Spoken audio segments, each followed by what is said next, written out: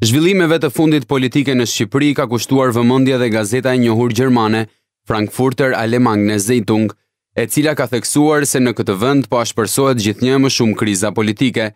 Në artikullin e publikuar këtë të njëjtë, gazeta gjermane nënvizon faktin se kreu Komisionit të Politikës së Jashtme në Parlamentin Evropian, David McAllister, nuk ja doli dot të ndërmjetësoj mes dy partive kryesore në Shqipëri.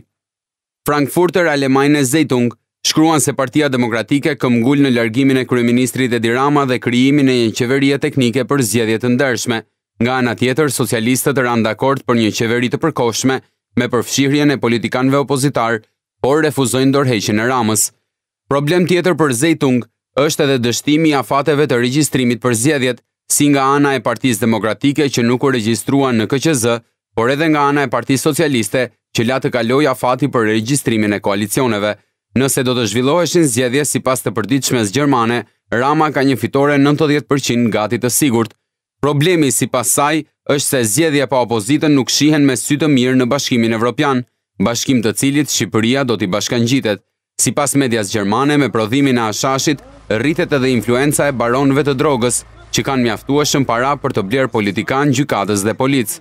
Shqipëria, vend antar i NATO-s, po kthehet gjithnjë më shumë në një rrezik.